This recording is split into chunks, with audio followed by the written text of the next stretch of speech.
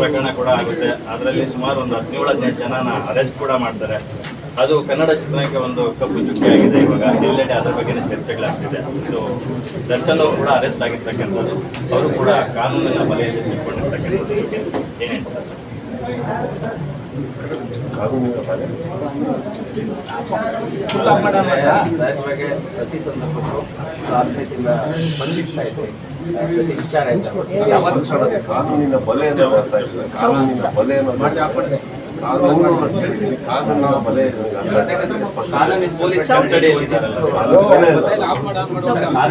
ಕಾನೂನು ಬಗ್ಗೆ ನಾವು ಮಾತಾಡ್ಬೇಕಾದ್ರೆ ನಾನು ಈ ವಿಚಾರ ತಗೊಂಡಿರ್ತಾ ಇದ್ದೀನಿ. ಯಾವತ್ತೂ ಇವಾಗ ನಾವು ಮಾಧ್ಯಮ ಅಂತ ಹೇಳೋದು, ಮಾಧ್ಯಮದ ಬಲೆ ಅನ್ನೋದು ತಪ್ಪಾಗಲ್ಲ. ಹಾಗೆ ಕಾನೂನು ಅಂತ ಹೇಳ್ಬೋದು, ಕಾನೂನಿನ ಬಲೆ ಅನ್ನೋದು ತಪ್ಪಾಗುತ್ತೆ ಅಷ್ಟೇ, ಅದೇನು ಬೇರೆ ಇಲ್ಲ.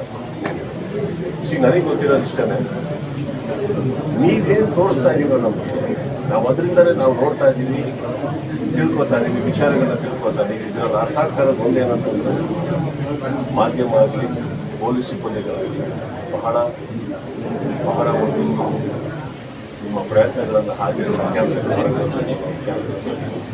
ತುಂಬ ಗೌರವಿಸಬೇಕಾದಂಥದ್ದು ಏನಂದರೆ ತುಂಬ ಕೆಲಸ ಮಾಡ್ತಿದ್ದೀವಿ. ಅದನ್ನು ಎರಡನೇ ಮಾತೇ ಇದೆ. ಇದಕ್ಕಿಂತ ಹೆಚ್ಚಾಗಿ ನನಗೆ ಗೊತ್ತಿರೋ ಹಾಗೆ ಇತ್ತೀಚಿನ ನಿಮ್ಮ ನ್ಯೂಸ್ ನೋಡಿ ನಾವು CM ಅವರೇ ಹಠ ಹಿಡಿದಿದ್ದಾರೆ. ಇದಕ್ಕೆ ನನ್ನ ಪ್ರಕಾರ ನಮ್ಮ ಕರ್ನಾಟಕದ ಒಂದು ದೊಡ್ಡ ಮಾಧ್ಯಮದ ಪೊಲೀಸ್ ಸಿಬ್ಬಂದಿ ಕರೆಕ್ಟಾಗಿ ಕೆಲಸ ಮಾಡ್ತಾ ಇದ್ದೀರಂದಾಗ ನನಗೆ ಬೇಕಾಗಿರೋದು ಒಬ್ಬ ನಾವು ಕಾಮನ್ ಮ್ಯಾನ್ ಆಗಿಸಿ ಇವಾಗ ಕಲಾವಿದರ ಹೆಸರಾಗಿ ಇನ್ನೊಬ್ಬರ ಹೆಸರು ಆಸೆ. ನನಗೆ ಬರೋದು ಏನಂತಂದರೆ, ನಾವು ಅವ್ರ ಪರ ಇವ್ರ ಪರ ಅಂತ ಮಾತಾಡೋದು ತಪ್ಪಾಗುತ್ತೆ, ವಿರುದ್ಧವಾಗಿ ಮಾತಾಡೋದು ತಪ್ಪಾಗುತ್ತೆ. ಆ ಫ್ಯಾಮಿಲಿಗೆ ನ್ಯಾಯ ಸಿಗಬೇಕು, ಆ ಹೆಣ್ಮಕ್ಳಿಗೆ ನ್ಯಾಯ ಸಿಗಬೇಕು. ಎಲ್ಲೋ ಪಾಪ ಓಡಾಡ್ಕೊಂಡು ಆ ರಸ್ತೆಲ್ಲ ಬರ ಬಿದ್ದಿದ್ರಲ್ಲ, ಭಾಳ ಬದುಕಬೇಕಾದ ರೇಣುಕಾ ಸ್ವಾಮಿಗೆ ಅವ್ರಿಗೆ ನ್ಯಾಯ ಸಿಗಬೇಕು, ಹುಟ್ಟಬೇಕಾಗಿರೋ ಆ ಮಗುಗೆ ನ್ಯಾಯ ಸಿಗಬೇಕು. ಎಲ್ಲದಕ್ಕಿಂತ ಹೆಚ್ಚಾಗಿ ನ್ಯಾಯದ ಮೇಲೆ ಎಲ್ಲರಿಗೂ ಒಂದು ನಂಬಿಕೆ ಹೋಗ್ತದೆ. ಇದಕ್ಕೆ ಒಂದು ಒಳ್ಳೆ ನ್ಯಾಯ ಆಗಬೇಕು, ಇಷ್ಟು ಹೇಳಬಲ್ಲೇ ಹೊರತು ನಮಗೆ ನೀವು ತೋರಿಸಿರೋದು ನಮ್ಗೆ ಗೊತ್ತು ಏನು ನಾವು ನೋಡ್ತೀವಿ. ಆ್ಯಕ್ಚುಲಿ ಪ್ರತಿಯೊಂದು ನಮಗೇನು ವಿಚಾರ ಗೊತ್ತಿದ್ದೀವಿ, ನಾವೇನು ಸ್ಟೇಷನ್ ಒಳಗಿಲ್ಲ, ನಾವೇನು ಯಾವ ಸ್ಥಳದಲ್ಲಿಲ್ಲ, ಈಗೇನು ತೋರಿಸ್ತಾ ಇದ್ದೀವಿ, ಅದನ್ನು ನೋಡ್ತಾ ಇದ್ದೀವಿ.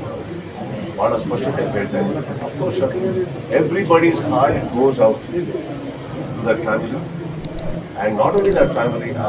ಏನೋ ಸರ್ ಅದೇನೋ ಸರಿ ಕಾಣಿಸ್ತಾ ಇಲ್ಲ, ದ ಹೋಲ್ ಅಟ್ಮಾಸ್ಫಿಯರ್. ಆ್ಯಂಡ್ ಇದಕ್ಕಿಂತ ಹೆಚ್ಚಾಗಿ ಚಿತ್ರರಂಗಕ್ಕೆ ಒಂದು ನ್ಯಾಯ ಸಿಗಬೇಕಾಗಿದೆ ಸರ್. ಕಾರಣ ಏನಂತಂದರೆ, ಯಾವುದೋ ಚಿಕ್ಕ ಚಿಕ್ಕ ವಿಚಾರಕ್ಕೆ ಯಾವುದ್ಯಾವುದೋ ವಿಚಾರಗಳು ನಡೀತಾ ಇರೋದೇನಿದೆ, ಚಿಕ್ಕ ಚಿಕ್ಕ ವಿಚಾರಗಳು ನಾನು ಹೇಳ್ತಾರೆ ಹಿಂದೆಯಿಂದ ತಗೊಂಡ್ರು. ಪ್ರತಿ ಟೈಮಲ್ಲೂ ಚಿತ್ರರಂಗದಲ್ಲಿ ಏನಾದ್ರು ಒಂದು ಬರ್ತಾರೆ.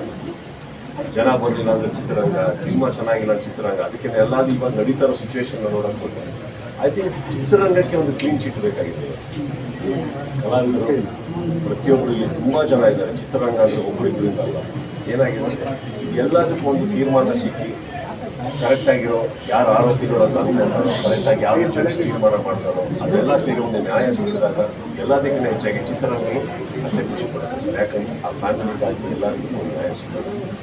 ಸರ್, ಈಗ ಚಿತ್ರರಂಗದಲ್ಲಿ ಒಂದು ಅಲೆ ಎದ್ದಿದೆ. ಅಂದ್ರೆ ಚಿತ್ರರಂಗದಿಂದ ದರ್ಶನ್ ಅವರನ್ನ ಫ್ಯಾನ್ ಮಾಡಬೇಕು, ಅವರ ಸಿನಿಮಾ ರಿಲೀಸ್ ಮಾಡಬಾರ್ದು ಒಂದ್ ಕಡೆ, ಮತ್ತೆ ಅವರ ಮುಂದಿನ ಅಂದ್ರೆ ಈ ಕೇಸ್ ಆದ ಬಳಿಕ ಬೇರೆ ಯಾವುದೇ ಸಿನಿಮಾಗಳಲ್ಲಿ ನಟಿಸಬಾರ್ದು ಅಂತಕ್ಕಂಥದ್ದು ಒಂದು ಅಲೆ ಎದ್ದಿದೆ. ಇದ್ರ ಬಗ್ಗೆ ನಿಮ್ಮ ರಿಯಾಕ್ಷನ್? ಯಾಕಂದ್ರೆ ನೀವು ಯಾವತ್ತೂ ದರ್ಶನ್ ಅವ್ರನ್ನ ಗೊತ್ತಿಲ್ಲ, ಅಂದ್ರೆ ಎಲ್ಲೂ ಅವ್ರ ಬಗ್ಗೆ ಸಾಫ್ಟ್ವೇರ್ನೇ ತೋರಿಸ್ಕೊಂಡು ಬರ್ತಾ ಇದ್ರ, ನೀವು ಅವ್ರ ಒಟ್ಟೊಟ್ಟಿಗೆ ಇಲ್ಲ ಅಂತಂದ್ರೂ ಕೂಡ ಯಾವತ್ತೂ ಅವ್ರ ಬಗ್ಗೆ ನೆಗೆಟಿವ್ ಆಗಿ ಮಾತಾಡಿಲ್ಲ.